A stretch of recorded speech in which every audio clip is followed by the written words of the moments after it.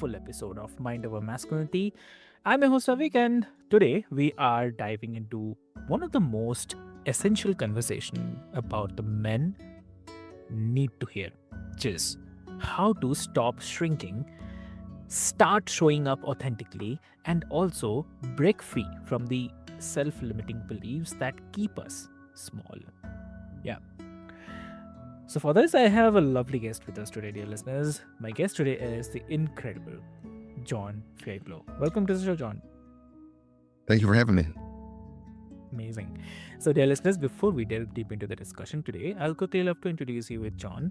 So, John is a man who learned the leadership the hard way. Yeah. So from slipping in his car during a brutal Chicago winter to building multiple eight-figure businesses, his story is not just about the privilege or the shortcuts. It's all about the resilience, courage, and what he calls authenticship. Yeah. Leadership rooted in who you truly are, not who the world tells you to be. Yes. So John has lived through rejection, upheaval, and trauma, yet turned those scars into a playbook for freedom and integrity. So he helps high performers dismantle the perfectionism, stop chasing approval, and also lead in a way that actually feels like home. And as a devoted dad, he's found the balance between ambition and stability that so many men crave but struggle to create. Yeah. So today we will explore what it really means to be you. Yes, you heard it correct. Be you, and how men can step into their best, unfiltered, unshaken selves. So I'll not take much of your time, dear listeners. Buckle up because this is going to be really, really powerful. So welcome to the show again. Thank you. Amazing. So, um, I mean, breaking free from self-limiting beliefs, like you said that many men spend years and years living under the rules that someone else wrote for them. So, what do you think are the most common self-limiting beliefs that men carry, and uh, where do they come from? Well, men have an interesting burden, especially entrepreneurs, where they they aim to be successful, and they're looking to take on things that they've never faced before. So they're outside of what most people endure, and they walk into it knowing that they don't have all the information and things. So they start seeking information, seeking guidance, just kind of pushing for more data so that they can make better decisions. And all that sounds really, really good. And then in the shadow of that is this piece that's starts to really form and take hold, which is that they don't have enough information, that they need more, that they have less than, and they have to Yeah. battle to get more so that they could just feel whole. And I believe that's one of the root issues that a lot of entrepreneurs face. And so in that pursuit of that added information, a lot of complexity develops within their personality, and ends up kind of holding them back. I agree. I agree. So uh, when you first realized that you were carrying those beliefs yourself, uh, for you, like, what was the hardest one to let go of? I had to learn to stop going along to get along, and a lot of things for me were where uh, I was doing things that were pleasing to others. So as a business owner, you want to please your clients, you want to please your team. In a relationship, you want to be a good spouse, you want to be a good son-in-law, you want to be all these things. And having the ability to pursue them and understand that is not super common.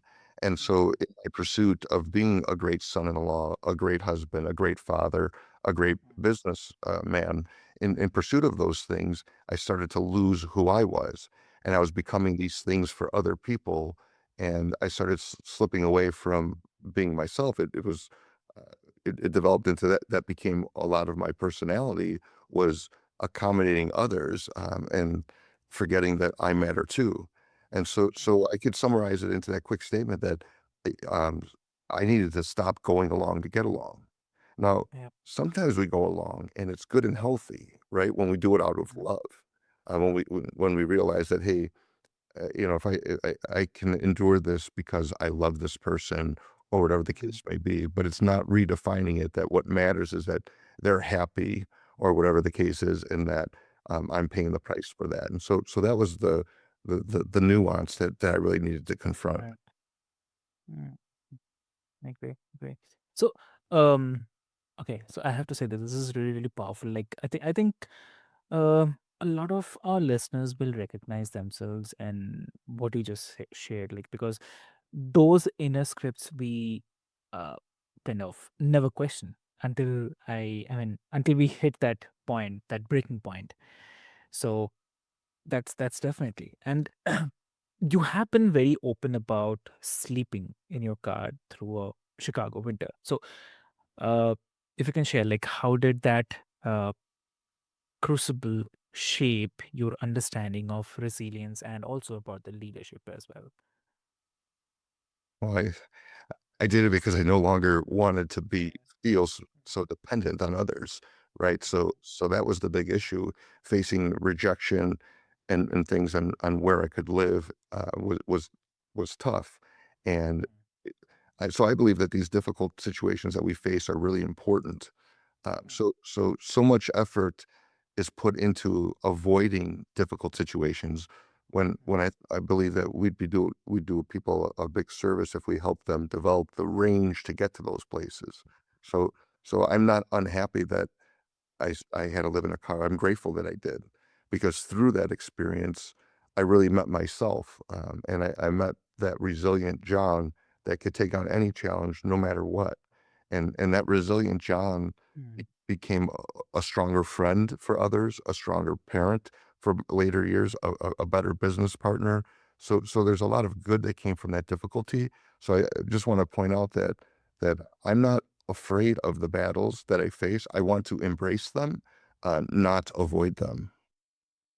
Okay. Okay. And also looking back now, like, would you say that you would erase that pain if you if you could, or was it very thing that forced your strength? I'm grateful for it. Like the difficulties of my life, I've learned to really love them and see them as essential. Like I believe failure fuels success. It's not an obstacle, and it's not the opposite of success. It's actually generates energy to get to where you're trying to go. It builds up that resolve. So I guess I I really enjoy taking a look at the difficult times and pointing it out to myself, or if I'm mentoring somebody, sharing with them all of the good that can come out of that difficulty, and building up confidence through the difficulty, and exposing that vulnerability more as being a superpower rather than some sort of a burden that they have to carry around.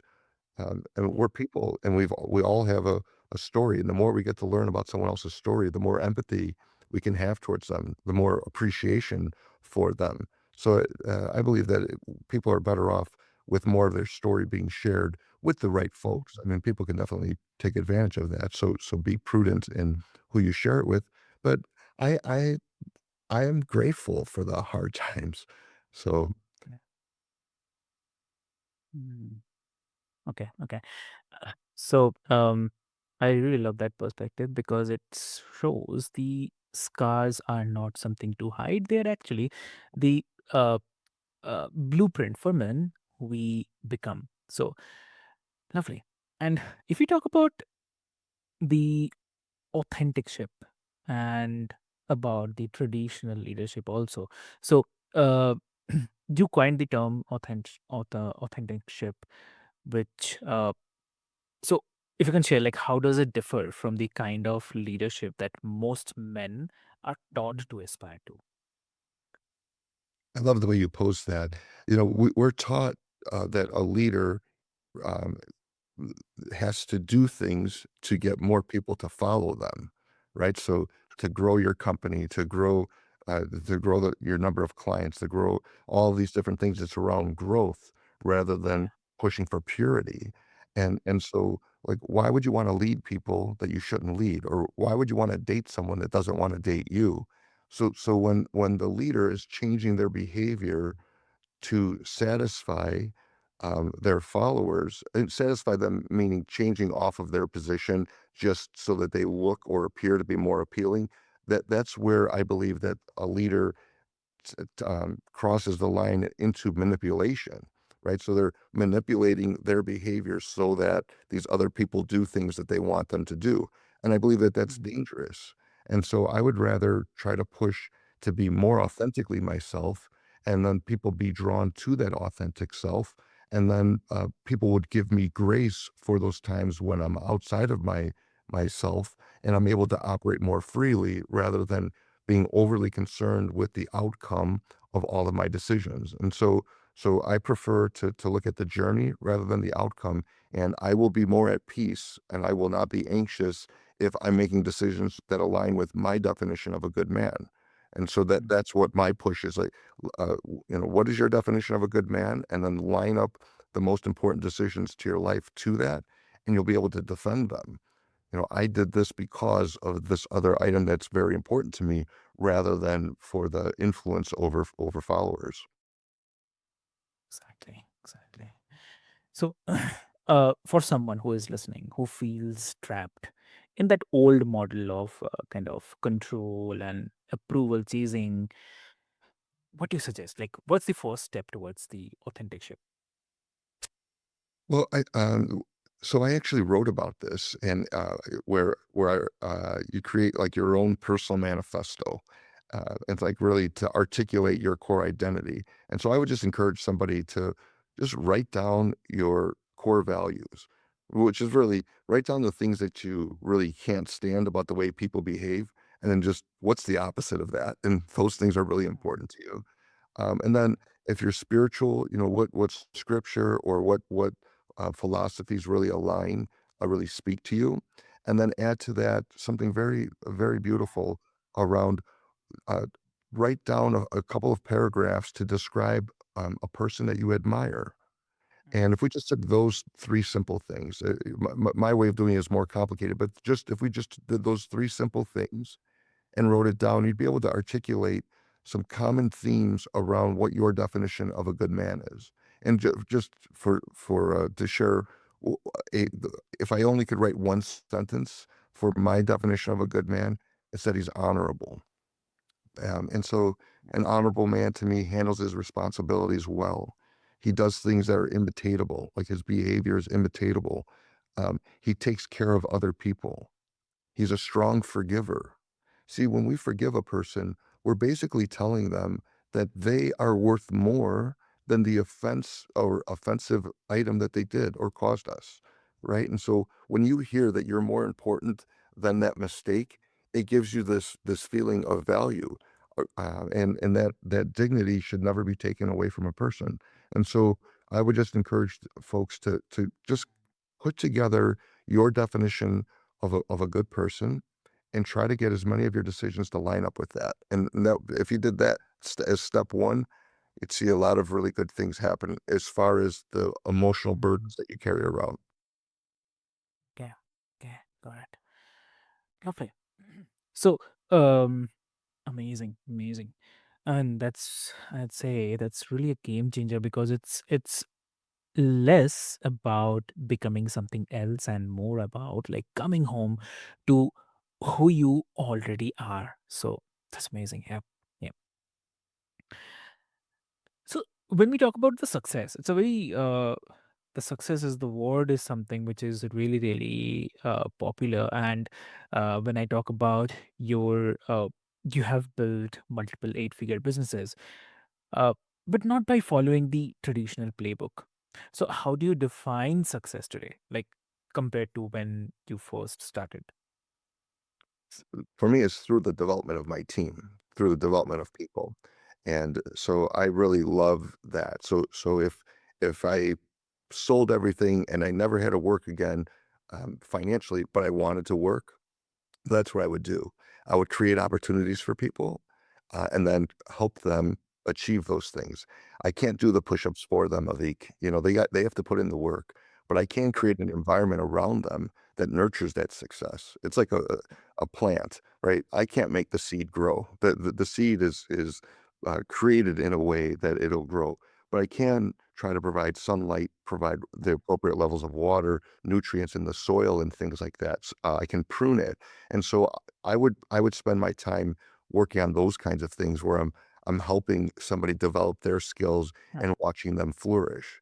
And I don't know if it's tied to me being a dad or what, but I love that kind of that kind of work. And so in my career, that's what I'm spending a lot of my time doing is developing the future and emerging leaders of my company.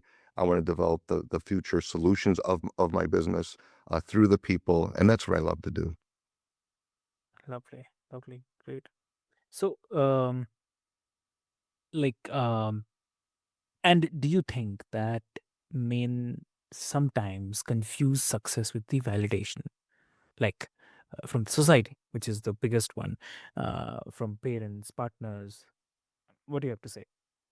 So society lies to us, right? They tell us things. It's so funny, like around just even around masculinity, right?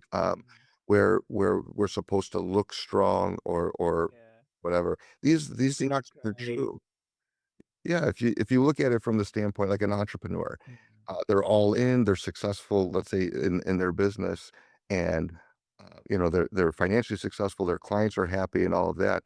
But oftentimes, their spouses uh, feel left out, and their children are under nurtured by the entrepreneur, and the reason for it is around well, the sacrifices of the business and all of those things.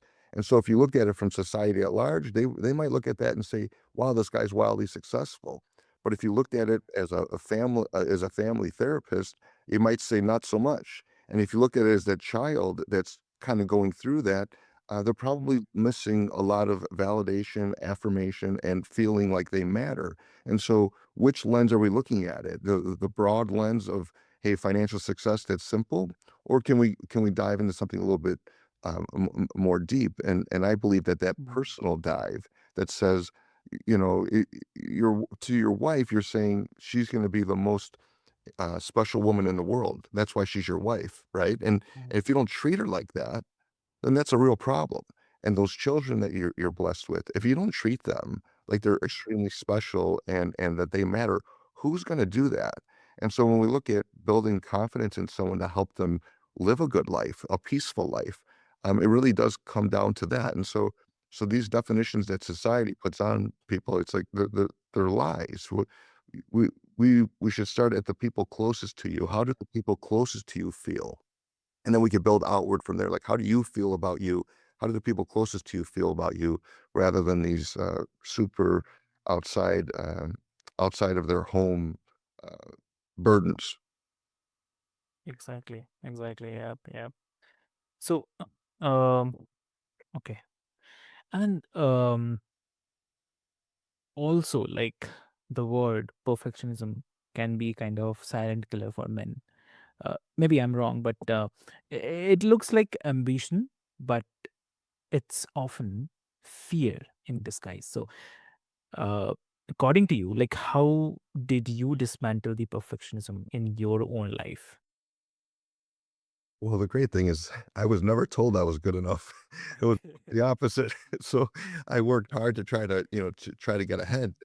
The way I would describe it is if you're in school and you need to get an A, right, there's a certain amount of effort that you need to get an A. But if you had a score, and let's say an A is at 93%, right, if that's the grading scale, how much more effort is it to get to a 97%? And then how much more effort does it take to get to a 100%, right? To never get anything wrong. And if the grade is always an A, and you look at all of that added effort, you can say that all of that added effort did not deliver any value. And so, Okay. is there something a better way to utilize that time, and on other things that would be more important than getting a higher A? And I'm using that just as a simple piece because we all know that it takes exponentially more effort to never get one question wrong and never get any ding on any paper that we write. That takes an extraordinary amount of effort that doesn't deliver value. And so right there, I believe we expose how perfectionism could be a problem. But I think more importantly, the person that is really pursuing perfect becomes a big scrutinizer of everything, not just their own work, their own behavior. They start to scrutinize other people. And not a lot of people have the willingness nor ability to pursue perfection at that same level. And so it really does corrode a lot of relationships. And I believe that when you put that burden on someone, if you're the entrepreneur and at your pursuing this perfection all the time, but your spouse is not an entrepreneur, like, she never signed up for that. That's not, something that she's looking to do, was never willing to do or looking to do, and you can create a really unhealthy dynamic within the home. So I think there's a lot of shadows to the thought of pursuing perfection. I mean, it's not all bad. There's some good and elevating performance and things like that. But what we're talking about when it's overdone, it's wildly destructive. Exactly. Exactly true. Yep. So, like, wow. So, what's the one imperfect but uh, courageous action that you took that changed everything for you? So I re- I had a really hard time valuing what I wanted, uh, um, and part of the my difficulty was tied to I knew I was strong enough to endure it. So just because I was strong enough didn't mean I should, and that was really hard for me to get my arms around. So there's 5 basic fears of an entrepreneur, and one of them is rejection. And being rejected, you know, uh, it's hard because sometimes we blend worth and self worth, and that was a tough one for me to separate. But once I really committed to, wait a minute, self-worth is my value of self, and that is not going to be influenced by what other people think. And then looking at myself and saying, "Hey, what's my favorite advice to give someone?" Right? And what advice do I give to people that's really powerful? And oftentimes it's be you. And I need that reminder, right? I need that reminder most. So whatever advice people like to give to others, if they just listen to it themselves, probably reveals something. And so my fear of rejection really pushed me into doing things that were more to please other people. And though that's not inherently bad, it is bad when I start to lose myself over trying to make them happy. Like there has to be a value of self. That in Christianity we have a principle that's like love your neighbor like you love yourself, and it's not talked about much, but it requires that you do love yourself. And if you don't love yourself well, how are you going to love someone else well? You don't even know what it looks like. But when you put value on what you believe, it makes you, it forces you to push through and see value that others bring. And so to see the good in another person, to see that we are not independent, we are interdependent. I'm wearing clothes that were made by someone else, eating food that other people made, you know, under a house that other people built. I'm not independent. I'm interdependent with others. And I want to see the good in them and have them see the good in me. And that's going to really pull away these layers of burden that we put on ourselves and in pursuit of being more authentically myself and encouraging others to do the same. Okay. Okay. That's such a, I'd say, vulnerable kind of, not vulnerable. I would say it's really gold because uh, listeners need to hear that progress beats perfection every single time. So uh, definitely. Also, like, you often say that you give men permission to be themselves. So why do you think that so many of us feel like we need that permission in the first place? That back to what you shared earlier about society, that there's these cliches or statements or like platitudes which sound good, but really aren't all the way good. They're not universally true. Like, Mhm. uh, be nice, right? You gotta be nice, be nice, be nice. Yeah. To what level, right? To what level? What is it nice that, if my child misbehaves and I don't correct them, Mhm. right? What is nice? And so I believe that there's some tricks that have been played in language. Good used to mean pleasing to God, and bad was not pleasing to God. Now good means what I want, and bad means what I don't want. And it's interesting if you study words, and Yeah. the history of words, how how many things change because we're not really talking about the terms like in a debate. You have to have a definition of terms up front so that we're arguing and debating on the same points. Um, and there's so much confusion out there. I mean, we're people. We're people, and Mhm. we all have things that we're struggling with, but we're all uniquely made, and we bring different perspectives and experiences to things. And I believe that to see the good in the other side's argument um, exposes things. If you wanted to go like I'm Catholic, and so there's a common position on how Catholics feel about there's all these these hot button topics. But if you look at the other side, like love your neighbor, when it comes to abortion, there's love the neighbor of the child, and then the other side is love the neighbor loving the person that's going through that difficult time or whatever the case might be, the circumstances where they don't want the child. Both of them, you have to dig deep, are actually rooted in the same thing. It's just a matter of who is the recipient of that love of your neighbor. And so there's a lot of these hot button or lightning topics out there where if you dig deep enough, you'll find that common ground that'll allow you to really embrace the other person. But if you don't do that, if you don't dig deep, it's easy to put people in a category, and then people don't want to be in that category. And I believe the number one category that we're trying to avoid is being a hypocrite.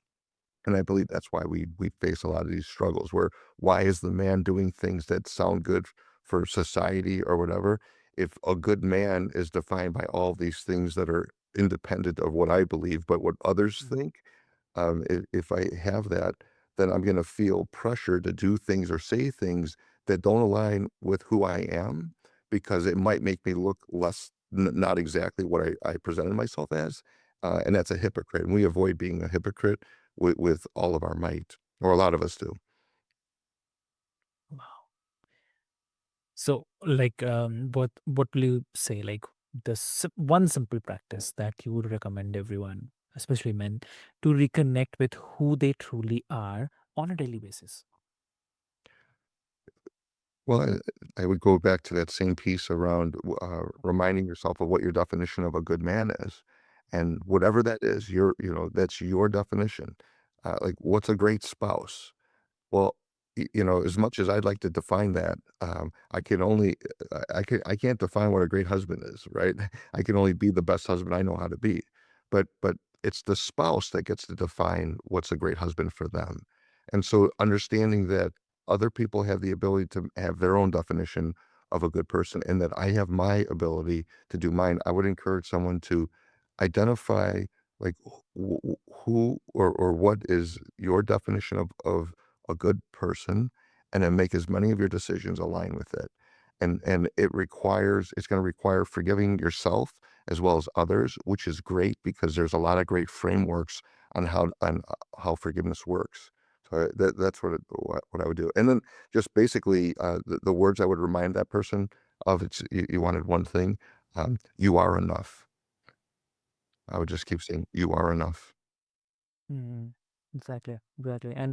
Um, for your upcoming book that talks about the rejection cultural myths, uh, what's the one myth about masculinity you would like to see buried once and for all? Soft is not the opposite of strength. Um, Yeah.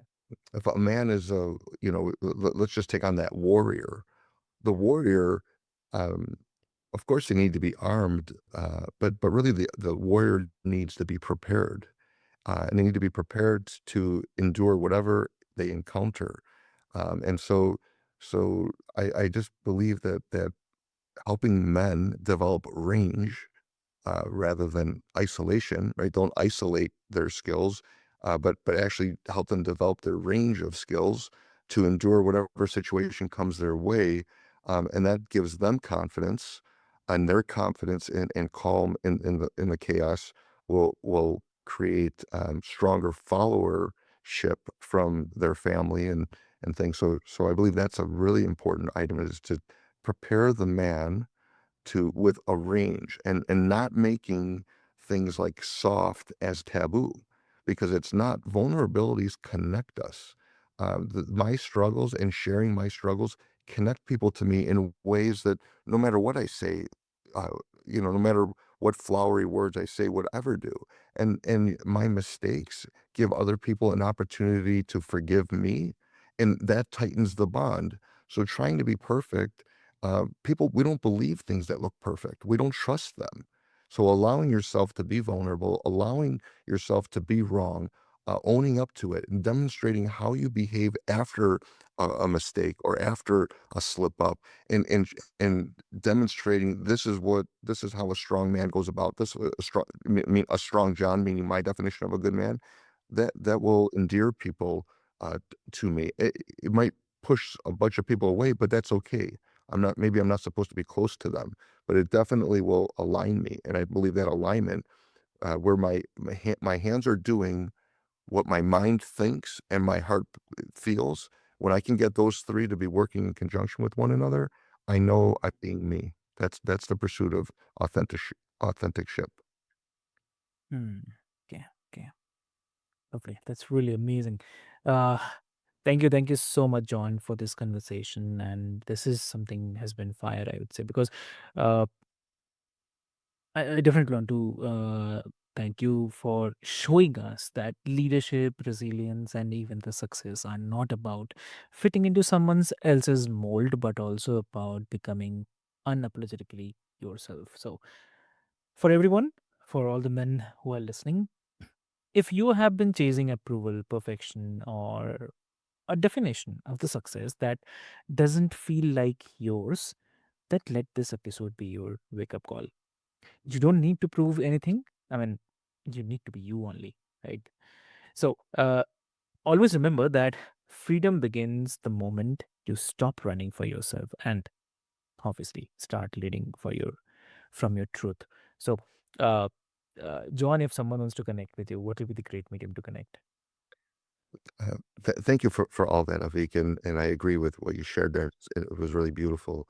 If people would like to connect, they can follow me on YouTube at the John Fairclough, and if they for our business, they can reach out to me and check out our website at johnfairclough.com.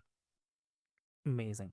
So, dear listeners, what I'll do is I'll put all the links into the show notes for your easy reference so that you can easily reach out to John. And with this hope, this has been Mind Over Masculinity. I'm your host, Avik. And if today's conversation resonated with you all, please share it with a friend, family, or someone who actually need to listen to this. And definitely leave us a review. And most importantly, go out there and live as the man only you can be. So, until next time, stay strong, stay real, and stay you. Thank you so much.